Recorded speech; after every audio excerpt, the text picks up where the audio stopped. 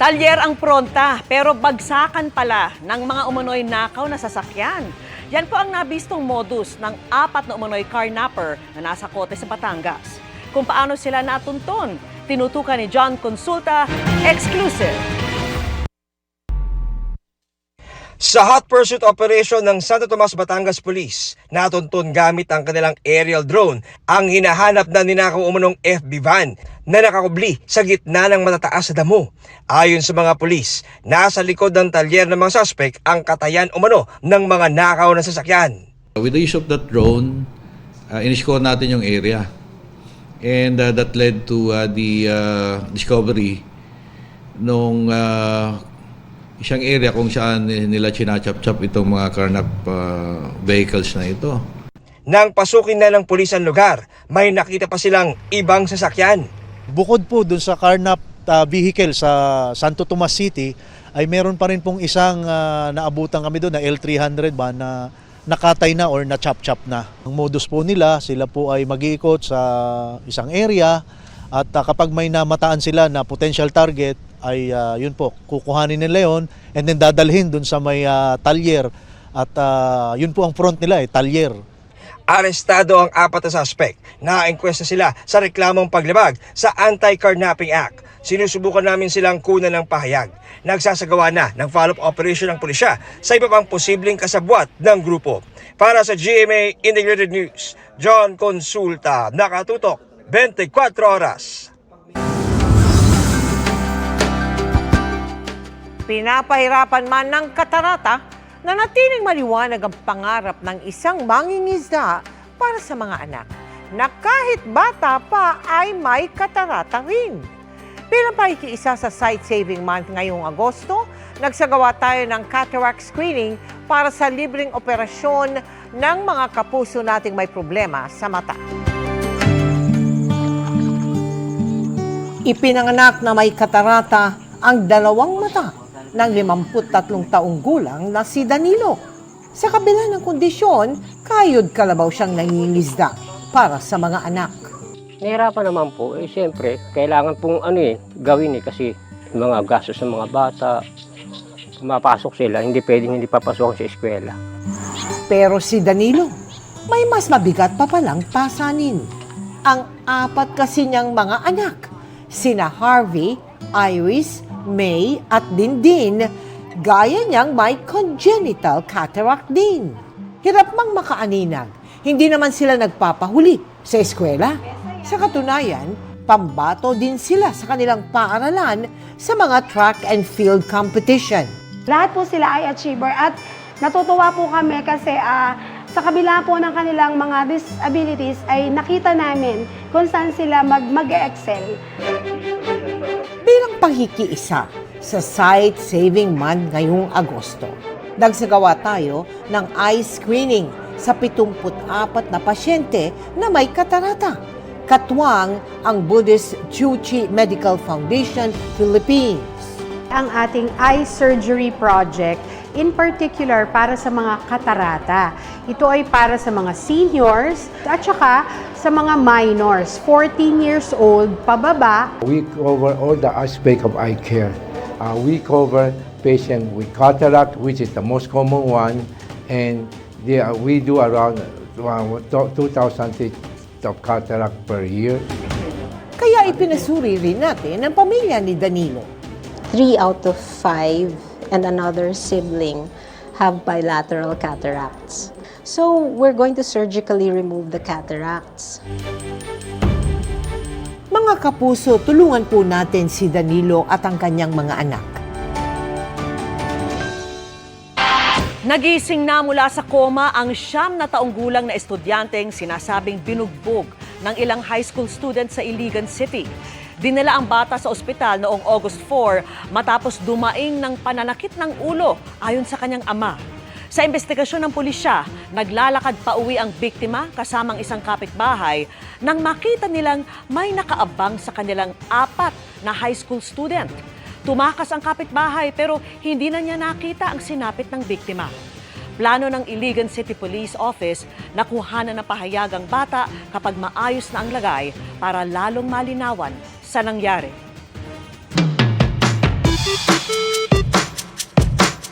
Magandang gabi mga kapuso. Ako po ang inyong Kuya Kim na magbibigay sa inyo ng trivia sa likod ng mga trending na balita.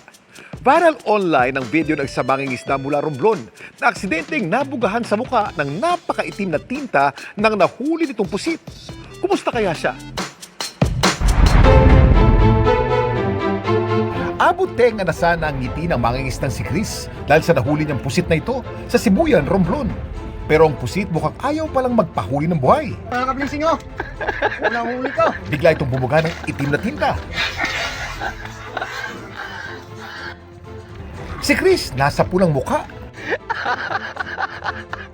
Naipasampa na namin yung pusit at pag angat po ng gano'n pa itaas, bigla po talagang bumulwak yung tubig sa mukha ko. Sakto din po na nagre-record po talaga ako. Marami po talaga akong nababasa ang comment na sabi ng iba masakit daw po sa mata. Ang totoo po, hindi po talaga mahapdi sa mata. Malagkit lang sa mukha. 7 taon na raw nahanap buhay ni Chris ang panguhuli ng pusit sa dagat. Hanggang sa naisip niyang gawin itong content sa kanyang mga vlog. Dito pinapakita niya kung paano siya nakikipagbuno sa mga naglalakihang pusit. At hindi raw maiwasan ang mabugahan ng itim na tinta. Kaya may mga pagkakataon daw nagsusot siya ng helmet sa laot. Panlaban sa binubugang tinta ng mga huhuling pusit. Thank you Lord! Pero bakit nga ba nagbubuga ng itim na tinta ang mga lamang dagat na ito? Kuya Kim, ano na? Ang tinta ng mga pusit galing sa isang special na organ na tinatawag na ink sac. Naglalaman ito ng melanin, ang parehong pigment na nagbibigay ng itim na kulay sa ating mga buhok at balat, kaya itim din ang kulay nito. Ang tintang ito, isa sa kanilang mga pandepensa laban sa mga predator. Nahihinder lang yung sense of smell and panlasa ng mga natatapunan itong ink na ito na binubuga ng mga pusit. Pero panandalian lang, pag nalinis mo na naman, nawawala na rin. Yung environment lang medyo dumilim, yung visual effect doon sa mga predators. Kapag nakakaramdam sila ng panganib, binubuga nila ito upang malito o takpan ang paningin ng mga umaatake. Kaya nagkakaroon sila ng pagkakataon para makatakas. Pero alam niyo bang hindi lang mga pusita mga lamang dagat na nagbubuga ng maitim na tinta? Ang mga pusita ay isang klase ng mollusk na kung tawagin ay cephalopod. Ang mga cephalopod ay mga klase ng hayop na walang mga buto, may malalambot na katawan at may mga galamay o tentacles. Maliban sa mga pusit, kabilang sa mga cephalopods ang mga octopus o pugita at cuttlefish. May kakayahan din sila mag-produce ng cephalopod ink na kanilang binubuga bilang pandepensa. Samantala, para malaman ang trivia sa likod ng viral na balita, i-post o i-comment lang #Kuya Kim. Ano na? Laging tandaan, kimportante ang may alam. Ako po si Kuya Kim at sagot ko kayo 24 oras. Kakapasok pa lamang pong balita, nilagdaan na ni Pangulong Bongbong Marcos ang batas na nagpapaliban sa barangay at sangguniang kabataang elections ngayong taon. Sa halip na sa Disyembre, iuurong ang eleksyon sa Nobyembre ng susunod na taon. Magiging 4 na taon ang termino ng mga kasalukuyang barangay at SK officials. Update po sa nahuli cam na sasakyang nag-counterflow sa Skyway. Inamin ng driver na lasing siya nang humarap sa Land Transportation Office kahapon. Ayon sa Transportation Department, bukod sa naunang ipinataw na habang buhay na kanselasyon ng kanyang lisensya, sasampahan din siya ng reklamong paglabag sa anti-drunk driving at reckless driving. Wala pang bagong pahayag ang driver pero dati na niyang sinabi na inakala niya noon na pwedeng mag-counterflow. Nabulabog ng rumaragasang baha ang ilang taga-Ginobatan sa Albay. Sa video ni Hughes Cooper Lurley, makikita ang pag-agos ng maputik na tubig sa kalsada na ayon sa mga residente ay galing sa bahagi ng Bulkang Mayon kaya may kasamang putik. Resulta ito ng halos 2 oras na tuloy-tuloy na pag-ulan. Bagaman humina na anya ang ulan, ay baha pa rin sa lugar. Dahil dito, stranded ang mga motorista. Ayon sa Pag-asa, habagat ang nagpapaulan sa Bicol Region.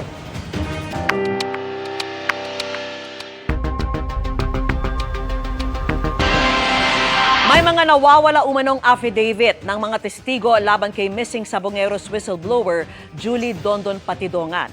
Ayon po yan kay Attorney Bernard Vitriolo, abogado ng isa sa mga isinasangkot na pulis sa kaso. Ayon kay Vitriolo, 12 testigo na mga dating tauhan umano ni Patidongan ang nagpunta sa PNP Criminal Investigation and Detection Group noong nakaraang buwan para magsumite ng affidavit. Dito ay tinuro umano nila si Patidongan at kanyang mga kapatid bilang nasa likod ng pagdukot sa mga sabongero. Pero wala umano ang mga affidavit sa case folder ng Department of Justice. Sabi naman ng CIDG, may natanggap na nga silang mga prepared affidavit pero hindi umano dumaan sa proseso ang mga ito kaya hindi sila isinumite sa DOJ. Punto naman ni DOJ spokesperson Nico Clavano, kahit matanggap nito ang mga affidavit ay hindi sila bibigyan ng timbang dahil gawa ang mga yon ng defense team sa kaso. Arestado ang 2 lalaking nahulikam na ng hold up ng isang resort sa Cavite. Ginahasa rin umano nila ang kahera ng resort. Nakatutok si Marie Zumali. Exclusive. Madaling araw nitong August 5, dumating sa isang resort sa 13 Martires, Cavite, sakay na motorsiklo ang isang lalaki naka-jacket at isang lalaki nakaputi. Kita rin sa CCTV ang sabay nilang pagpasok sa establishmento. Ayon sa 13 Martires Police, nagdeklara sila ng hold-up. Itong mga suspect natin ay nagpanggap ng mga customer at ilang sandali ay nagdeklara ito ng hold-up. At ginapos itong witness nating lalaki, pinosas, pinadapa, nilagay sa isang silid doon. Halos 3,000 piso ang tinangay ng mga suspect mula sa kaha. Nag-ikot din sila at tumangay umano ng 2 cellphone, welding machine, grinder at electric drill. Pero di pa nakontento ang mga suspect. Itong isang karera nating babae, pero saan siya pinasok sa isang yung kitchen area. Doon ay pinagsamantalaan, pero saan natin ginahasa ng 2 nating suspect. Pagtapos nito, tumakas ang mga suspect. Bit-bit ang kanilang mga ninakaw. Nang i-report ang insidente sa mga pulis, agad sila nagsagawa ng backtracking. Natunton at naaresto ang mga suspect na positibong kinilala ng babaeng biktima. Nakuha sa kanila ang isang baril, magazine at mga bala. Bago ang pang-hold up ay nahulikam din ang pagtangay naman ng mga suspect sa isang pulang helmet mula sa parking lot ng isang fast food chain sa Tanza, Cavite. Nasa kustudiya na ng mga pulis ang mga suspect na sinampahan ng kasong robbery with rape at illegal possession of firearms. Tumanggi silang magbigay ng pahayag. Para sa GMA Integrated News, Mariz Umali, nakatutok, 24 oras. Labis na ikinabahala ng ilang bansa ang salpukan ng 2 barko ng China habang itinataboy ang barko ng Pilipinas sa Baho de Masinloc nitong Lunes. Kinondena ng Amerika at tinawag itong reckless action ang ginawa ng China sa BRP Suluan. Pinuri rin itong Philippine Coast Guard sa ipinakitang professionalism at kanilang pag-alok ng tulong. Lubos ding nabahala ang Japan sa sinabi nitong delikadong aksyon ng China na naglagay sa panganib sa barko at mga tripulante nito. Itinataguyod daw nila ang pagsunod sa batas at tutol sila sa anumang hakbang na magpapataas ng tensyon. Sabi naman ng Australia, mapanganib at unprofessional ang ginawa ng China. Iginiit nitong kailangang mapahupa ang tensyon at respetuhin ang international law, lalo na ang UNCLOS. Nababahala rin ang New Zealand sa nangyari, sabay nanawagan sa mapayapang pagresolba ng mga alitan sa dagat alinsunod sa UNCLOS. Nostalgic para sa mga batang 90s ang reunion ng iconic na barkada na TGIS sa special episode ng Family Feud. At kabilang sa sumali si Kim De Los Santos na naunang may ni-reveal tungkol sa kanya, kay Dingdong Dantes at kay Antoinette Toss. Makichika kay Nelson Canlas. Pansamantala munang iniwan ng dating aktres na si Kim De Los Santos ang buhay sa Amerika, kung saan siya nagtatrabaho bilang nurse para dumalo sa memorial service ng kanyang first boyfriend at yumaong TGIS member na si Red Sternberg kamakailan. Reunion mode rin siya para sa mga dating nakatrabaho. Sa kanyang panayam recently sa Fast Talk with Boy Abunda, may pa-reveal pa si Kim sa mga ganap noong TGIS days nila, kung saan nagkatampuhan daw sila ng co-star na si Antoinette Toss. Parehas kaming gusto nung time na yun siguro, kaya lagi kami nagtatalo. Oh, okay. Siya yung lalaking gusto ko before, Dingdong. pinagsisilosan before. Ay, nasabi ko rin! First time kong banggitin yon. Sa Biyernes naman, special guest sila sa 800th episode ng Family Feud. Magbabalik para maglaro ang isa sa pinaka-iconic na barkada sa Philippine TV, ang TGISOGs na sina Michael Flores, Shara Soto, Bernadette Alison at Maybelline de la Cruz. Tatapatan ang second gen ng TGIS na sina Kim de los Santos, Polo Ravales, Maui Taylor at Chico Ventosa. More than a game, masayang reminiscing ang episode na ito sa mga samahan at kwentuhan ng mga barkadang minahal ng 90s teens. Masaya siyempre kasi panalo. At saka Family Feud, iba talaga yun. Reminisce ka at the same time may mental block ka. Kala ko picture. Kailang picture pa, nakapost kami. Super sarap yung feeling. It's great. It's a reunion. It brings back memories. A lot of memories, especially the pictures on the... Jordan sa Tsaka kahit na matagal kami hindi nagkita, parang same pa rin, same pa rin. May tribute din para sa yumaong si Red Sternberg kasama ang kanyang pamilya para alalahanin ang memories at saya na iniwan niya. At hindi lang ang celebrities ang panalo, pati audience may chance ding manalo ng thousands of pesos sa studio at timbahay. Mapapanood ang special 800th episode na ito ng Family Feud sa darating na Biyernes. Nelson Canlas updated sa Showbiz Happenings. Samantala, on the way na to Canada si Ruru Madrid para magbigay saya sa mga Pinoy doon bilang bahagi ng Sparkle World Tour 2025. At pagbalik ni Ruru, magiging busy naman siya sa kanyang upcoming projects. Makichika kay Aubrey Carampel.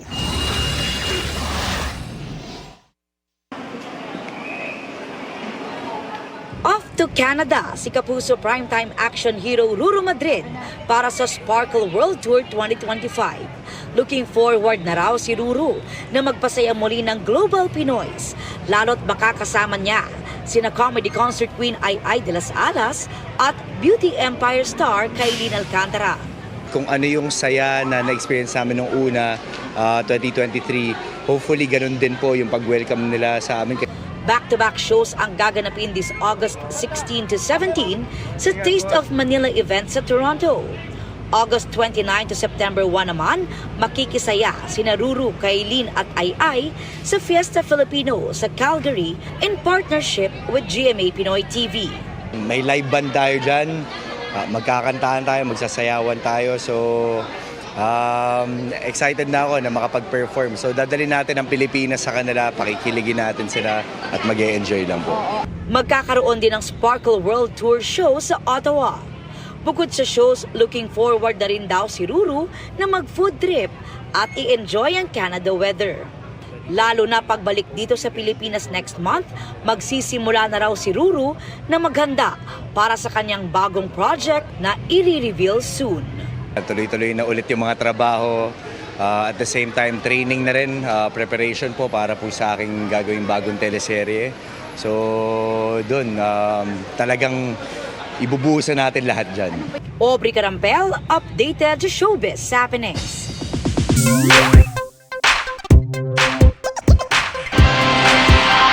Usapang reunion ulit tayo, Emil Vicky. Pero ito, may kurot sa puso. Sa pagitan kasi ito ng isang asong hindi nakalimot sa minsang nag-volunteer na alagaan siya. Matagal silang hindi nagkita ng ilipat ang aso sa isang pasilidad para magamot ang problema sa kanyang puso, baga at atay. At nang magkita, mga kapuso.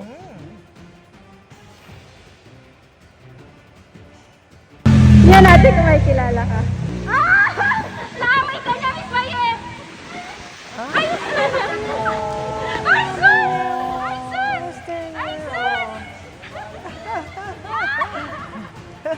Nangyari yan nang magaling na ang asong si Lolo Senior at dalhin sa isang adoption event. Napalingon ito agad kahit hindi pa niya nakikita ang nag-alaga at nagpapakain sa kanya noon sa isang pound. Sabi nga ng uploader, naamoy lamang siya ng aso at nakilala na agad. Tila patunay anya na first love never dies. Parang kanta lamang. Lalo na para sa isang asong paulit-ulit na inabandona sa kalsada. Pero kung pagmamahal ng pamilya ang pag-uusapan, tila full of love to give itong si Lolo Senior. Kaya kahit hindi naging madali ang pagre-rehome sa kanya, matapos ang maraming adoption events, ayan, nahanap na siya ng kanyang forever home. Buti na lang ang mga aso, ang mga alaga Ang natin sarap may forever. magmahal, no, ng aso. Ayun na nga. Ay, namimiss tuloy ni Tita ang kanyang Labrador. Labrador. No? 2-4. No? 2-4. Ilan taon yun, no? 2-4 kasi Ilan 24. taon yun? 13 years siya, 13 namatay years, siya. naku. Ay, Labrador. nakakamiss din talaga. Isa sa mapagmahal na aso. Oo nga, pero nakakatawang isipin na may mga asong mas masarap pagmamahal Kaysa? sa mga... Naku, Kayo na Naku, mag-isip. ah. Kayo na Hindi mag-isip yung kung hugot ano na yung yan. dulo nun, ha? At yan ang mga balita ngayong Miyerkules. Ako po si Mel Tiangco. Ako naman po si Vicky Morales para sa mas malaking misyon. Nabitin ako. Para sa mas malawak na paglilingkod sa bayan, ako po si Emil Sumangil. Mula sa GMA Integrated News, ang News Authority ng Pilipino, nakatuto kami 24 oras.